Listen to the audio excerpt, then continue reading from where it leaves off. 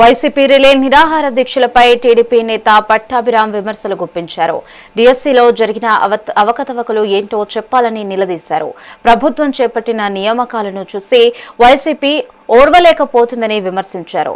YCP రోడ్లపైకి వచ్చి ఆందోళన చేస్తాము అంటే చూస్తూ ఊరుకోమని హెచ్చరించారు. టీడీపీ నేతలు క్రమశిక్షణతో వ్యవహరిస్తున్నారన్న స్వచ్ఛ ఆంధ్ర కార్పొరేషన్ చైర్మన్ పట్టాభిరామ్తో మా input editor Narendra face to face. నిన్న జరిగినటువంటి సంఘటనపై రాష్ట్ర వ్యాప్తంగా చర్చ జరుగుతుంది మిత్రమా. ఓకే, విజయవాడ సెంట్రల్ నియోజకవర్గంలో నిన్న జరిగినటువంటి సంఘటనకు సంబంధించి రాష్ట్ర వ్యాప్తంగా పెద్ద ఎత్తున చర్చ జరుగుతుంది. అయితే తెలుగు తమ్ముళ్ళు కూడా వైఎస్ఆర్ కాంగ్రెస్ పార్టీ నాయకుల తీరు మీద ఆగ్రహం వ్యక్తం చేస్తున్నారు. దీనికి సంబంధించి మనతో మాట్లాడేందుకు స్వచ్ఛంద కార్పొరేషన్ చైర్మన్ పట్టాభి గారు ఉన్నారు. ఆయనకు మనుషులు తీసుకుని ప్రయత్నం చేద్దాం. సార్ చెప్పండి, ముఖ్యంగా నిన్న విజయవాడ సెంట్రల్ నియోజకవర్గంలో జరిగినటువంటి సంఘటన మీరు ఏ విధంగా చూస్తున్నారు?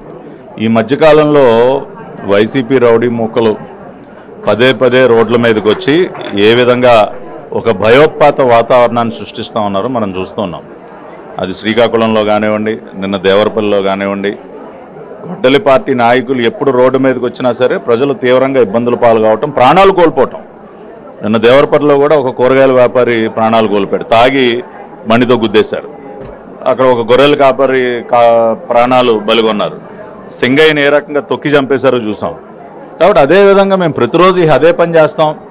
విజయవాడ నగరంలో కూడా మేము బస్ స్టాప్లు ఆక్రమిస్తాం, రోడ్డుకు అడ్డంగా కూర్చుంటాం, ప్రజలను ఇబ్బందులు పాలు చేస్తాం అంటే చూస్తూ కూర్చునే పరిస్థితి ఉండదు.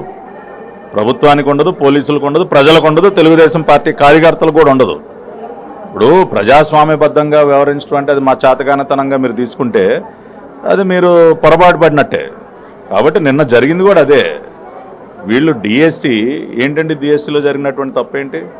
మీరు చేయలేనటువంటి పని మేము చేసామన్న కడుపు మంట తప్పితే వేరే ఏముంది అసలు? డిఎస్సిలో 16,000 మందికి ఉద్యోగాలు మేమిచ్చాం 5 సంవత్సరాలు మీరు దగా చేస్తే.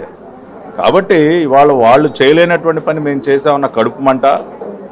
16,000 మంది నిరుద్యోగులకి ఉద్యోగాలు ఇచ్చేస్తారా?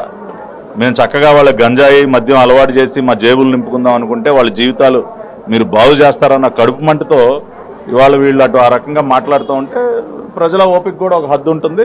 నేను జరిగింది కూడా అదే, ప్రజలు తిరగబడ్డారు. మా పార్టీ అధికారంలోకి వచ్చినాక కాళ్ల మీద పడ్డా వదిలేసేది లేదంటూ వైఎస్ఆర్ కాంగ్రెస్ పార్టీ నాయకులు కొంతమంది మాట్లాడారు. దాన్ని ఏ విధంగా చూస్తున్నారు? అదే చెప్పాను కదండి, వీళ్ళు చేసినటువంటి పాపాలకి శిక్ష అనుభవించే రోజు అతి దగ్గరలో ఉంది. ఆ రోజున వీళ్ళు ఎంతమంది కాళ్ళ మీద పడినా కూడా వీళ్ళని ఎవడో కాపాడలేరు. వాళ్ళ కాళ్ళ మీద పడి వీళ్ళ కాళ్ళ మీద పడి రోజుకు ఒక పార్టీ మారేటటువంటి అలవాటు ఎవరిదో ప్రజలకు తెలుసు.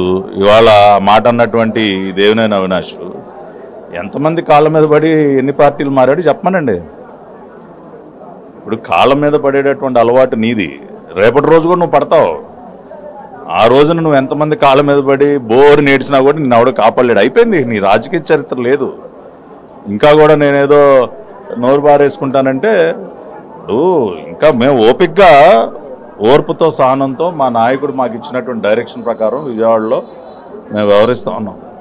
అదే చంద్రబాబు నాయుడు గారు, లోకేష్ గారు ఒకరోజు మేము కళ్ళు మూసుకుంటాం లేదంటే ఓకే అని ఒక కన్సైజ్ చేస్తే ఏమైపోతాడు అవినాష్? కానీ ఇవాళ ఒక డిసిప్లిన్తో ఉన్నాం కాబట్టే ఇంకా అతను తిరగలుగుతున్నాడు. ఇవాళ మాలో ఇంకా కూడా ఆ క్రమశిక్షణ ఉంది.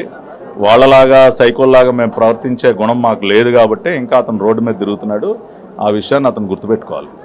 ఇది మొత్తంగా చూసుకుంటే ఏదైతే విజయవాడ సెంట్రల్ నియోజకవర్గంలో నిన్న జరిగినటువంటి సంఘటనకు సంబంధించి తెలుగుదేశం పార్టీ నాయకులంతా కూడా ఆగ్రహం వ్యక్తం చేస్తున్నారు. ముఖ్యంగా వైఎస్ఆర్ కాంగ్రెస్ పార్టీ నాయకులు ఏదైతే ఆ గొడవకు ముందు గొడవ తర్వాత వాళ్ళు మాట్లాడినటువంటి మాటలకు సంబంధించి కూడా పద్ధతి మార్చుకోకపోతే భవిష్యత్తులో ఇబ్బందికర పరిస్థితులు ఎదుర్కోవాల్సి వస్తుందంటూ కూడా ఇక్కడ తెలుగు తమ్ముళ్ళంతా కూడా ఆగ్రహం వ్యక్తం చేస్తున్నారు. ఇప్పుడు ఏదైతే పట్టాభి గారు కూడా అదే విషయాన్ని స్పష్టం చేశారు.